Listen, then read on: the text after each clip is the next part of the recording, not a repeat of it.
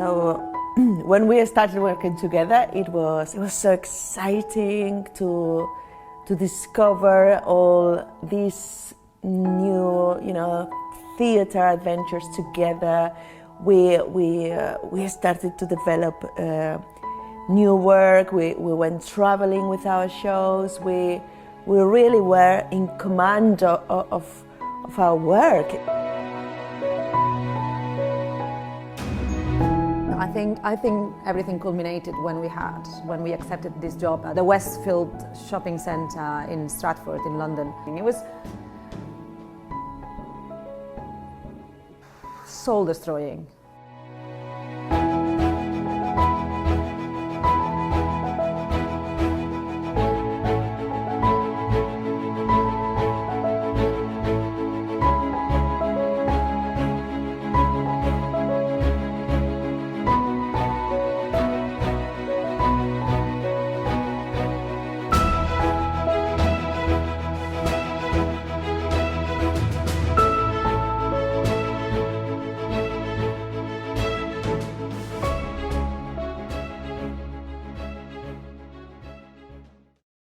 Hello everyone, and thank you for joining us. We are in this online conversation about our latest show, Little Soldier latest show, Nothing Happens Twice.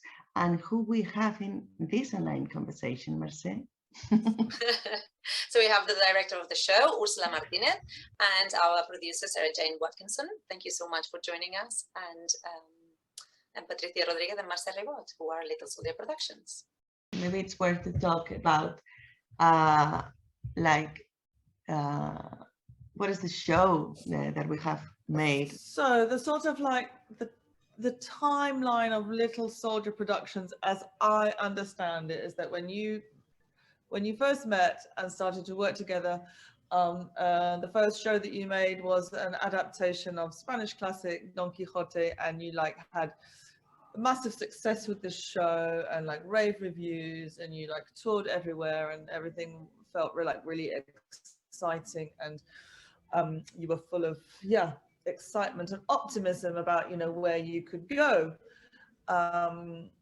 moving forward with the company and your work. And if I'm right, the idea was to harness the success of Don Quixote and build on that, and it seemed that you weren't necessarily able to build on that success. If anything, it was kind of moving in the opposite direction, culminating in a job at the Westfield Shopping Centre for the Andalusian Tourist Board, dressed as pink flamingos, and that it was here that you thought that maybe the key is to go back to doing a classic text like Don Quixote, and do your own adaptation as you did. This was something sort of more reliable for you as a company, and that would that had a formula that had worked for you before, or a strategy or an idea that had worked for you before. But then, of course, the problem so that's when you came up with the idea of doing Waiting for Godot, which is a text that you had always wanted to do. And in fact, you look back at your original emails that you sent to each other when you first started to work together, and yes, Don Quixote was on that list, but on that list had also been Waiting for Godot as an idea that you wanted to do. But the problem with Waiting for Godot is that you cannot do an adaptation of Waiting for Godot. You have to do Waiting for Godot exactly as it is, 100%. So you thought, that's going to be a little bit of a problem. But what you didn't realize was even more of a problem was that you wouldn't get the rights to do Waiting for Godot, full stop, adaptation or no adaptation, because the Beckett estate doesn't allow women to do Waiting for Godot. So that's when you came to me with your idea to do Waiting for Godot that you weren't allowed to do. Thank you. So it all happened. So let's talk a little bit about how it all started back in 2019 when research and development. At the time it was called RAFCAT, and it had, as Ursula explained, well, a complex, I would say, a complex build on until we decided to do what we ended up doing. Rough Cut started with a collaboration with Oval House. We were part of First Bites, and it came all with this whole idea of to do something that it was meaningful to us. That very seed of the show, and for me at least, what was most important, I have to say, is like when we normally devise shows, we kind of build on what we have already done. But we did something after Rough Cut that I don't think Mercè and I had done before, which was review completely the whole thing. And for me, it was very enlightening. I remember when we were in Barcelona, I remember this, because we did, after First Bites in Oval House, we went to Barcelona to continue the development of the piece. And I remember a conversation with Ursula in the tube, where she clearly said to me, the show, like what we have done in Oval House, it's not a show at all. And for me, that was shocking and exciting, because suddenly we had to really dig in the show. And I love that so much. I found that very,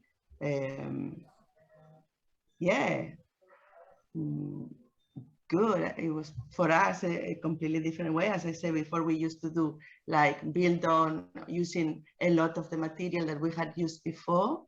And then suddenly we had to kind of restart from the beginning. I don't know if I'm explaining myself very clearly. I think maybe it's something to put in context, to say, maybe we could say for people watching that the show, obviously, because of pandemic and normally anyway, we work in different stages of development. So we had the first stage of development, that is when both Ursula and Sarah came on board. And in that first stage of development, we found something that we thought that it was quite exciting, and we started working with this idea of doing a show about Waiting for Godot without actually doing Waiting for Godot. But then when we finished that first stage, what we thought is that we were going to go into a next stage of development, and that we would build on, we would add a few minutes of material, and that would be what the show would be about. We all went to Barcelona and did like these tore it all apart. No, but there's also logic there. So when we first started the project, about sort of kind of ideas around Waiting for Godot, that is not doing Waiting for Godot because you can't do Waiting for Godot. So but themes, but autobiographical themes as well, about where you were as a company, but where you were as individuals, and borrowing themes from Waiting for Godot. Okay, and we had a title in place that was Rough Cut. So yes, like we came up with some nice images and some nice little sketches. There was a really nice introduction to this show, Rough Cut. Patricia came on as a dog on a lead, and Mercè was pulling Patricia on stage. So that was an immediate kind of visual reference to Godot with Pozzo and Lucky. So and the show was called Rough Cut, and Patricia as the dog was going ruff, and then Mercè was going cut, rough cut, rough cut. So it was this kind of like really nice little kind of like clown comedy sketch. It was a really nice opening to the show. It worked beautifully to the clown strengths and the relationship with each other. And it was a brilliant introduction with the title of the show. But then, of course, moving forward, that's not what the show was going to be called. We knew we had to call it something else, in which case if you called it something else, then that opening sequence makes absolutely no sense. However great a clowning sketch it was, or however great some other little pieces that we had found during that, we still didn't know what the show was. We didn't have a holding form. So you can't build on something when you don't know what the show is. You actually have to find what the show is. And we hadn't found what the show was in that first stage. We made some cute stuff. We didn't know what the show was. When we, in the second stage, when we brought a dramaturg on board and sort of like started to unlock what this show could be about, or what its kind of holding form was, things start to fall into place a little bit more. So some of the things that you've made already, however great or not great or whatever, or however much we like them, you know, have to go into the trash because they're not relevant anymore. Even though some of it, as you were saying, some of those scenes are still somehow represented in the show later on, because it's unavoidable. It's part of what we are, as you say, like the dynamics between the two of us, the comedy, the clown, even references like the rope will come back in this final stage that we have just created. So, but what it was very, as I said earlier, was really healthy for us as a company, I think, and that's my opinion, healthy and new and refreshing, was to suddenly to say clearly and verbalize, we have done a show, we cannot build on top of it, we have to really find what the show is. That's not the show. And for me and for us, it was a massive eye-opener. That was very scary as well, because I don't know if you remember that week, those 2 weeks in Barcelona, we needed to do, after the first week, we had to do a sharing, and suddenly we didn't have anything. And I don't know if you remember Sarah Jane, like calling you from the train saying, we don't have a show, we can't do it. Yeah, it was pretty scary for me as well, actually, considering that I was trying to book a tour at the time. But I think I was quite calm on the train and saying, don't worry, it'll all be fine. Just keep going. I was just pleased that you changed the name, because I'd already had problems trying to say rough cut to people over on the phone, and literally nobody south of the Trent could understand what I was saying, and I really wasn't looking forward to having to spend the next year or so having to spell rough cut on the phone. I remember a whole conversation about the name of the show, because Ursula is really good at. Okay, I've just had to move my location because of Wi-Fi issues, and I may have to move again. Who knows? It's okay. It's okay. What were we talking about? The title of the show. The title. How we came about calling the show From Rough Cut. I mean, for obvious reasons, since we. Rough Cut was called Rough Cut because it was a work in progress. Exactly. So since it abandoned nature. You know, it's kind of the Beckett kind of like theme just sort of like, you know, got stronger, and our link between the Westfield shopping centre, that became a really important part of the show, and the kind of like links between that experience and Waiting for Godot, the sort of repetition and meaninglessness and kind of Groundhog Day, the kind of connections there. So we knew we wanted to have something that was like quite closely associated to Waiting for Godot, but of course we can't call it Waiting for Godot, naturally. So yeah, nothing happens twice. It just came up, and with our research around Waiting for Godot, it just felt like it tied in as well with the Westfield shopping centre. Yeah. Well, it wasn't easy to find the title. It was not easy, no. And I remember, like, Nothing Happens twice came about and left us, and then came back again. So it was a very like it took us a while to make the decision about that, and somehow, and I also remember this conversation, we were also, particularly you, Ursula, we were also attracted to the possibility of using the twice as in a structural element that using also the structure of Waiting for Godot that is in two halves, that sort of like repeats itself. Yeah. So that was one of the bigger decisions to make, is that if you commit to that title, it felt like then we had to commit to a structure. So that was part of this bigger conversation. Yeah, but that's also helpful because it informs, it was doing a lot of work informing the structure of the show, that it needed to be in two parts, and a kind of sort of part two is a sort of, you know, slightly warped repetition of part one. So it was helpful because it informed that decision sort of like naturally. Yes. Do you want to share any other titles that I think we came up with? I'm just seeing it, like, yeah, we had the tragic comedy in 2 acts. When was that? Not Godot. Can't remember this one. Godot. Waiting for Godot rights to expire. Who's afraid of the Beckett state? Oh well, I'm glad we picked nothing happened.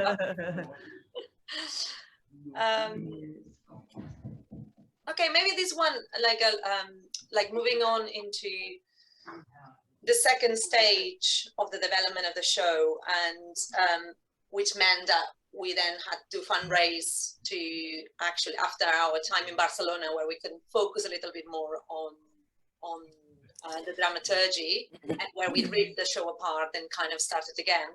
Then we had to go into, okay, let's fundraise and let's make this production and tour happening. So maybe Sarah Jane, you can tell a little bit more about that timeline and what happened in the middle of that, which, you know, I think everybody can imagine. Yeah.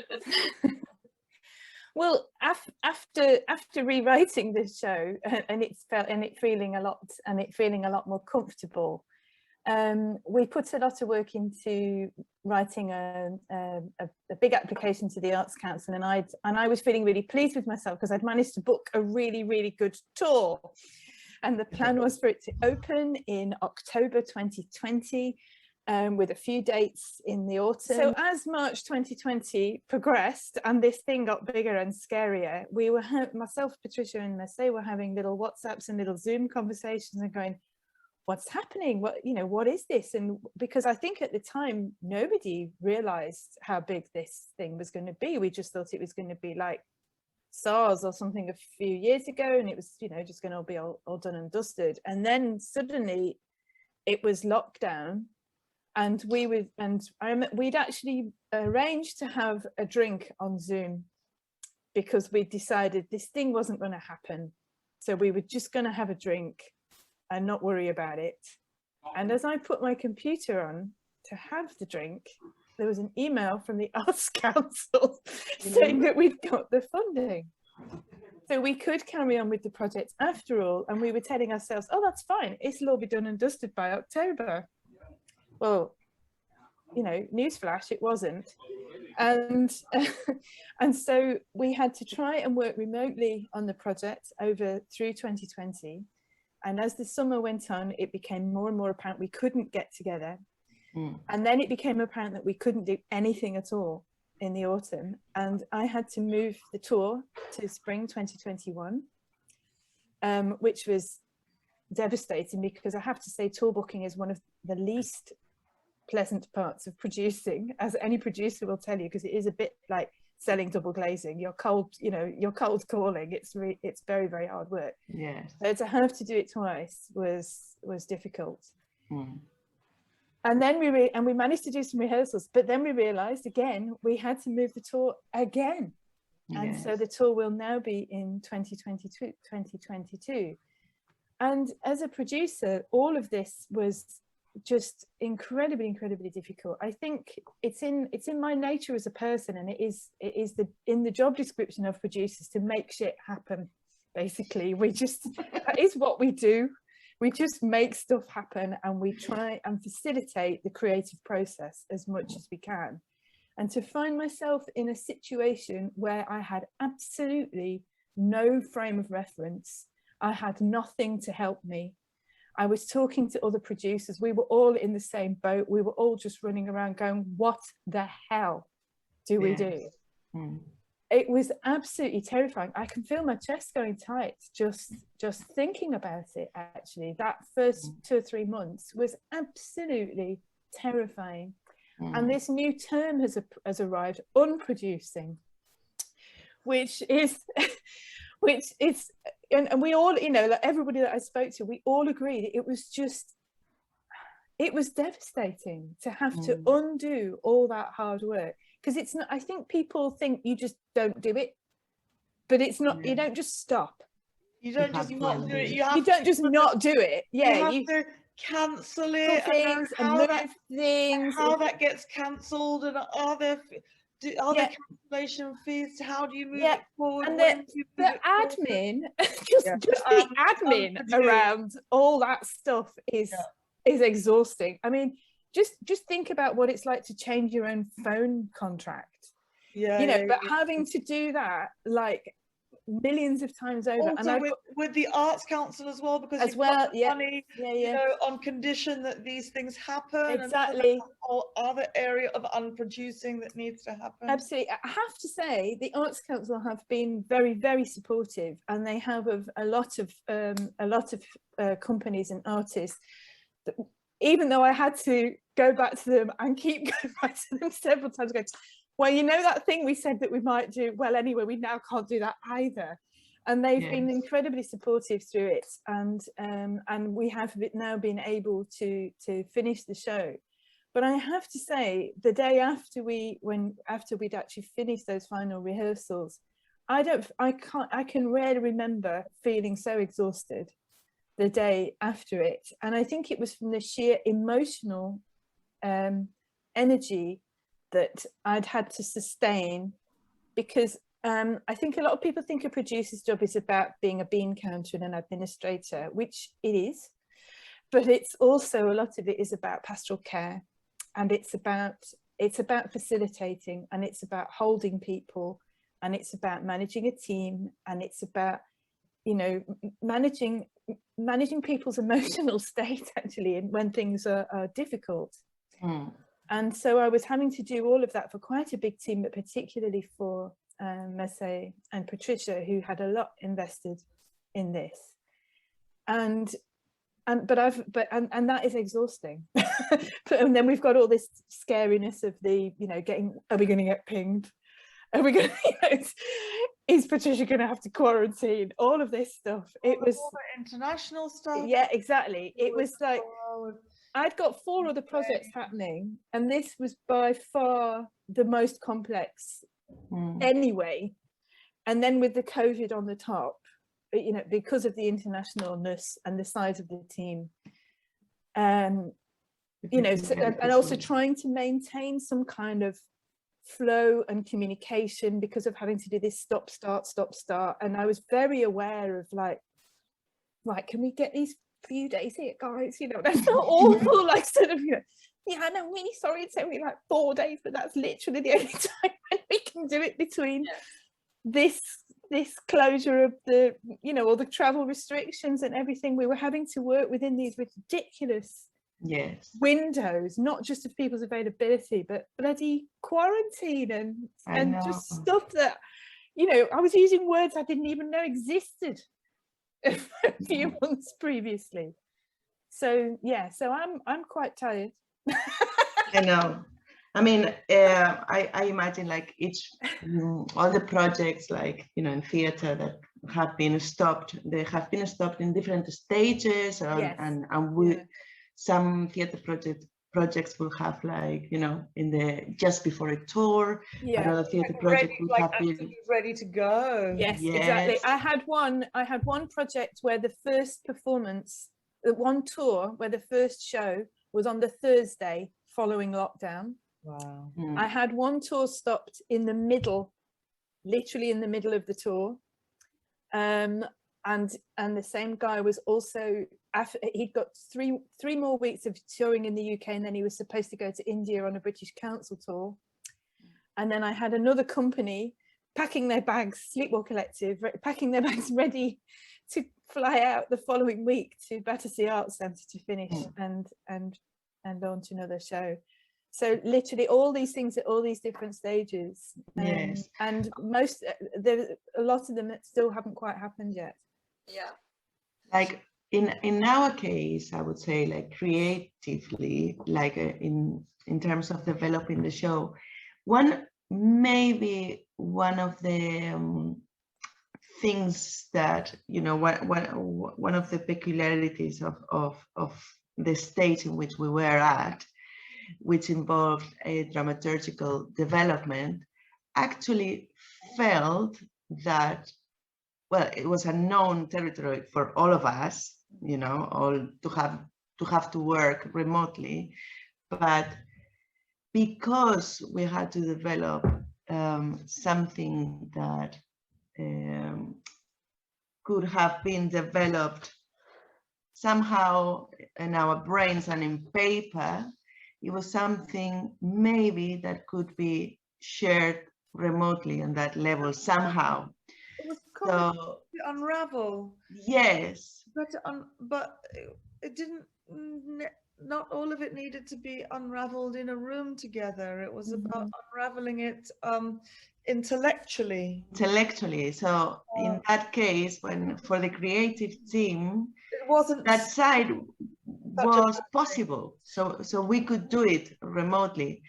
And in a different pace that we would normally do it, because we would normally meet in a room, have a week, okay, let's focus on the dramaturgy. And actually that kind of got elongated through time into a more like basis of like once a week or once every 2 weeks. And that kind of gave us a lot of space. And actually we've never worked like this before. So that in that particular stage of research and development, it wasn't like a bad stage for lockdown to happen.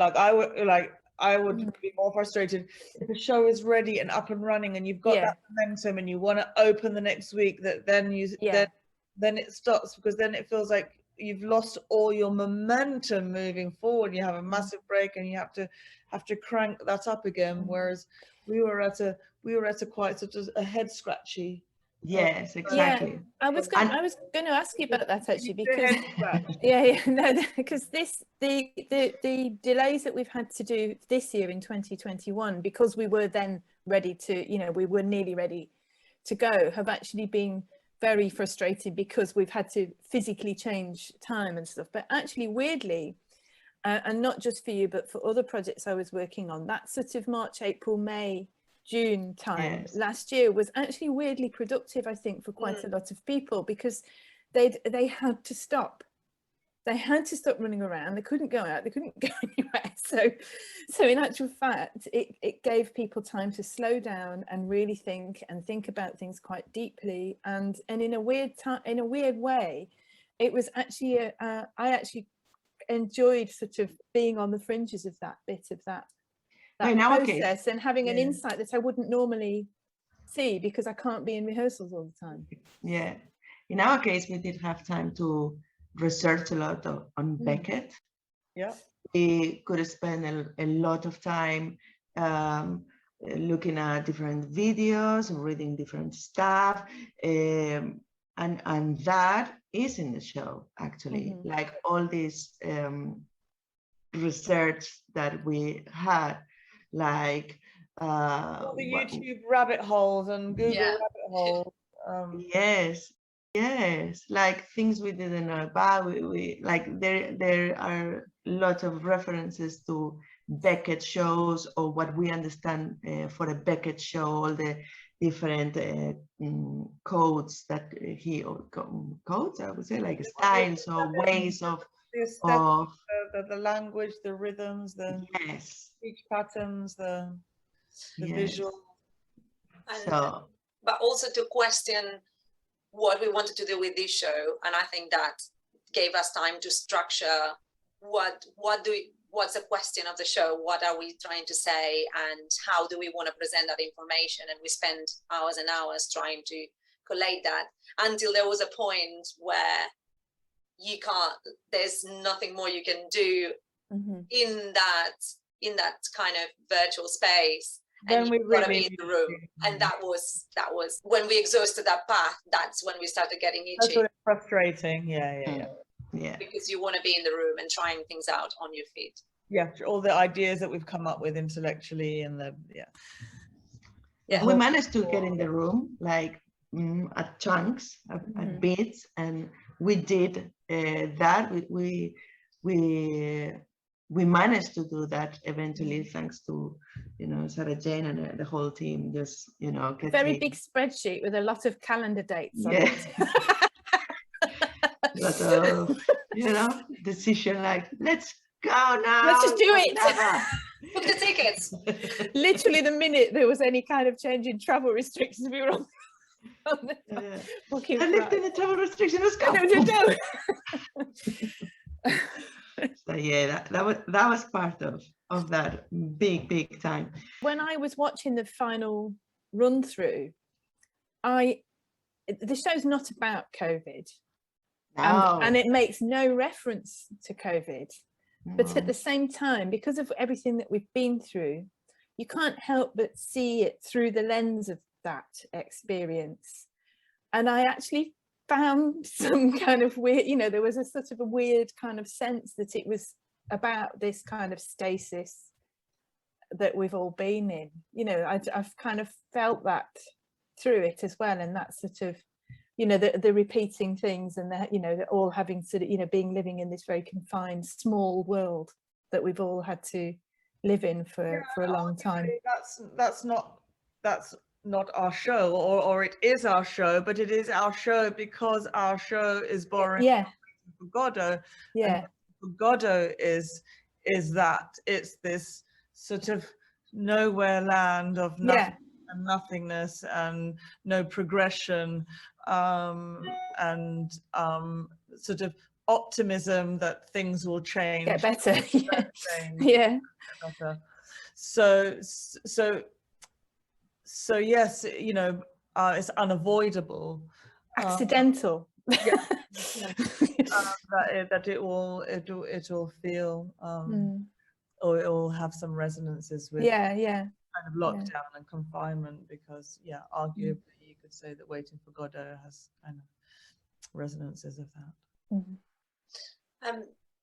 Delving a little bit more into what Patricia was saying, like what is the show about, I think maybe if we talk a little bit about the team, then maybe we can kind of start pulling some of those bits of what the show, because it developed a little bit, the team grew as we went along. And I think maybe it's like important to talk about Adam's contribution and Mark's contribution, and and of course like Verity's and John's and Simon. But maybe that kind of will help us to explain a little bit more what the show is about. Maybe do you want to talk a little bit about when Adam came along, because that's kind of the big narrative that changed at the time, introducing the Westfield Shopping Centre? Well, as a sort of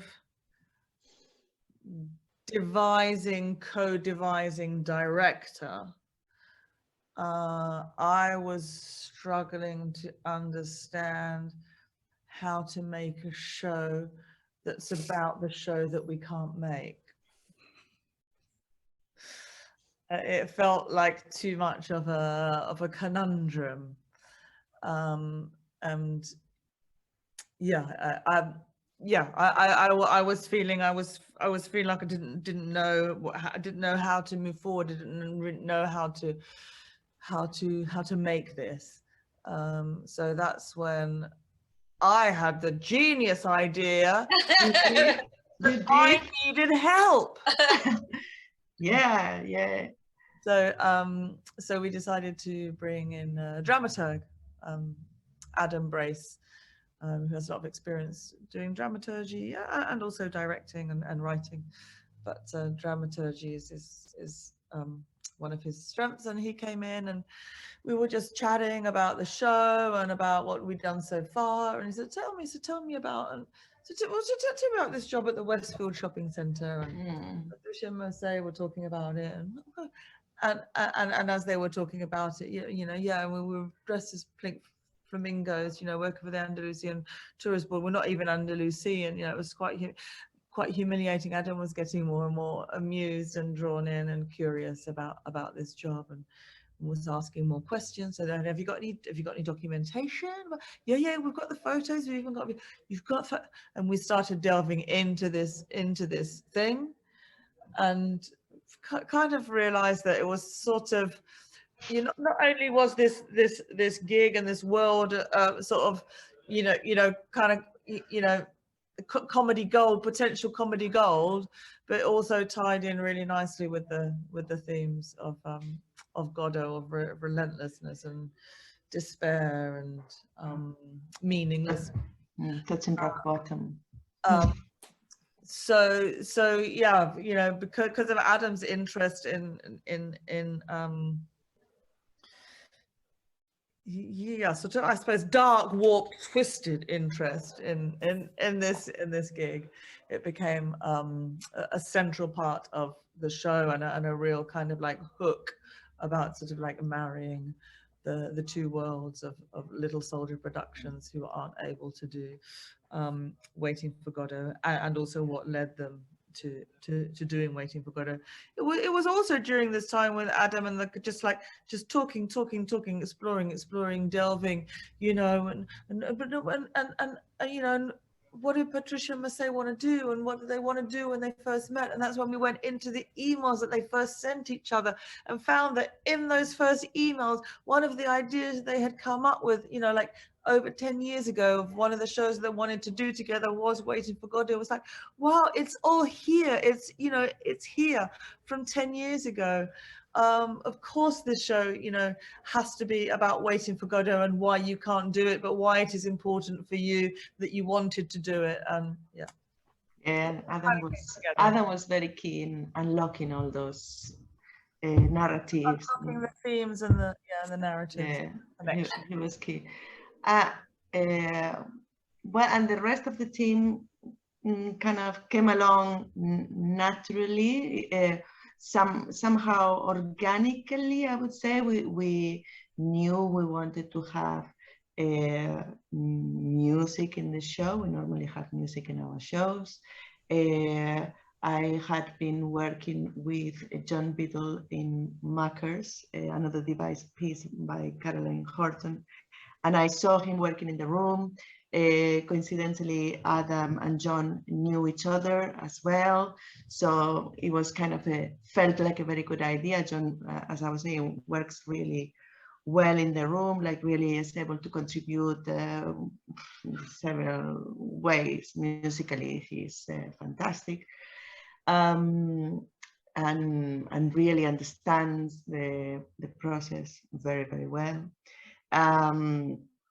Who else? And then after that, those conversations in Barcelona, I felt that it was very important to also include a videographer in the production, which was not something that we had thought in the first place. I'm looking at Sarah Jane particularly at this point. Who had to delve deep into the budget. Yes. Yes. And but then it felt like it was really necessary, especially because video became an important sort of like part. Yeah. Because we wanted to show the documentation that we had, but also sort of exploring the aesthetics of Godot and Beckett worlds. And yes, and also became important. Yeah, and Ursula had been working an important communication tool. And Ursula had been working with Mark Moreau on one of your shows, or on various of your shows. So so he came along and joined the team. And then also we had Mary Dean. Also worked with before Patricia on Markers. Yes. Yeah. And I think maybe we can have a little look at some of the designs at this point.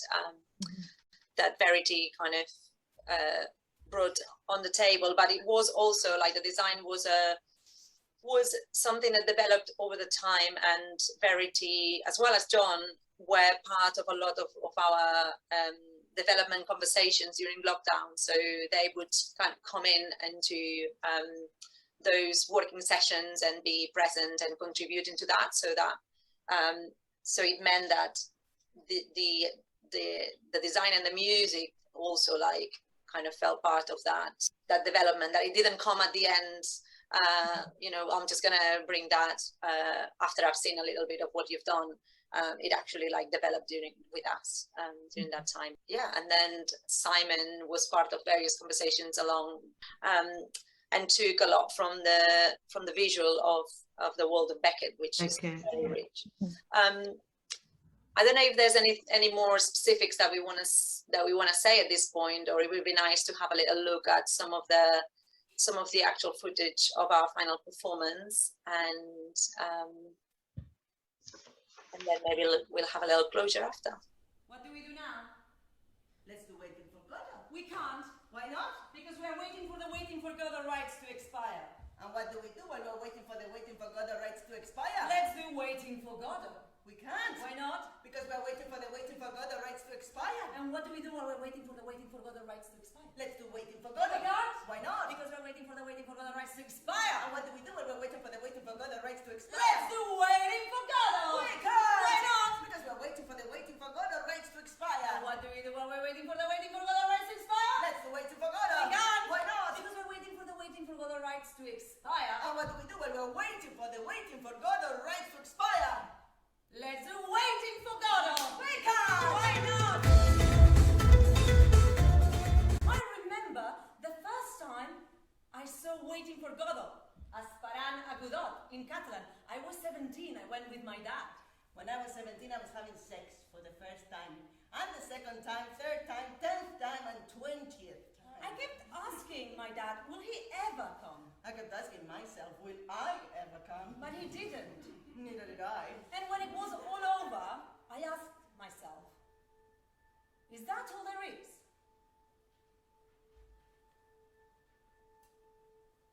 Would you like a carrot? Is that all there is?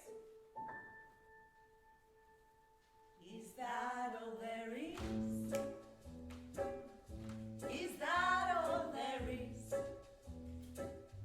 If that's all there is, my friends, then let's keep dancing.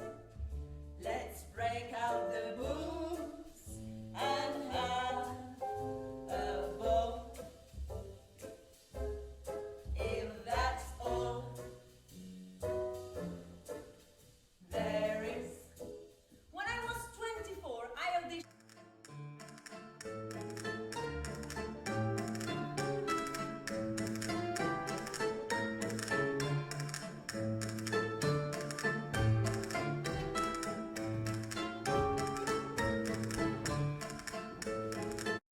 What's a bird like you doing in a place like this? You mean, what is a flamingo doing in the most important wetland reserve in Europe? Silly question. Did you know in Spanish the word flamingo is flamenco? ¡Ale! Just going back into the impressions after what we have just done, just to say that the show we have made is a comedy, it's a rendition to Beckett as well, it's a rendition, bueno, it's a homage to Beckett. We have discovered a lot of things we didn't know about Beckett, and we ended up loving Beckett a lot after it. We had a lot of prejudices about what Beckett was like, if it was boring, if it was this, if it was that, and definitely after this whole process, we love him. You particularly are. Yeah, I am not only love him, but well, do we have to share this? Okay, so yeah, I feel strangely attracted to Beckett. So I'm getting a bit nervous about talking about this. It's okay. Anyway. Anyway, so yeah, so it's a comedy. There's music in it. There's choreography. There's a wonderful visual. Feels very neat and looked after. And from the inside, I don't know, I must say how you that, but it feels very fast show. Like I think from the inside and the outside. From the inside, it feels like it's like you get into a plane and yeah. But yeah, lots of fun. I think and it's a fun process as well. Like not only it's fun to make, but it was a very fun and big learning process for me, at least. I think for all of us, but for me it was big learning. I just can't wait to now get it on the road. You know, like it's just kind of like we've finished it. Made we it to finish it, and right now it's and now been left to finish. But actually that sharing that we did at the end of rehearsals, when we actually had some other humans in the room who hadn't seen it, was actually weirdly emotional. Because several of the people that saw it said to me that was the first live theatre that they'd seen in nearly 18 months. And particularly for the people from the venue, it was the first thing that they'd actually had in their venue since March 2020. And to actually be sitting in the seats in their venue and seeing a show again was actually for them quite overwhelming. Plus they actually loved the show. So it was, when I was watching, I could almost quite not believe that it was actually happening, because we'd had so many, we'd made so many plans so many times and then had to change everything and had to postpone. There'd been so many postponements. Yeah. I could hardly believe that it was actually for real.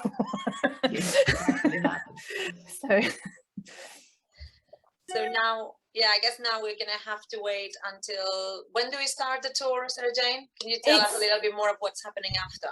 Well, I hardly dare say the words out loud because let's face it, we've been here before several times. But the theory is that we take the show on the road in 2022 and we launch the tour at the very lovely South Street Arts Centre in Reading, who I have to say have been the heroes of this project with their generosity and their support throughout all of this. And I'm going to have to stop talking about that because my chin will start wobbling. They have been so genuinely brilliant. And as I say again, in theory, we are going to, and I've got to have a list because there's quite a lot. The Lowry in Salford, Oxford Playhouse, Sheffield University, the Drum in Plymouth, Proteus Creation Space in Basingstoke, the Arena Theatre in Wolverhampton, Harrogate Theatre, the West End Centre in Aldershot, Lighthouse in Poole, Edge Hill Arts Centre in Ormskirk, and Chichester University Showroom. That's the theory. Between now and then, who knows what might happen? It will happen. It will happen. Okay, so we'll hope we can see you're watching this and you are near one of these venues. Maybe we'll see you next year. Thank you so much. I have to change the title to Nothing Happens for several years. So thank you so much for tuning in. It's been a pleasure to be able to discuss this with Ursula and Sarah. Sarah Jane, thank you so much for your time and generosity. And I think this is it.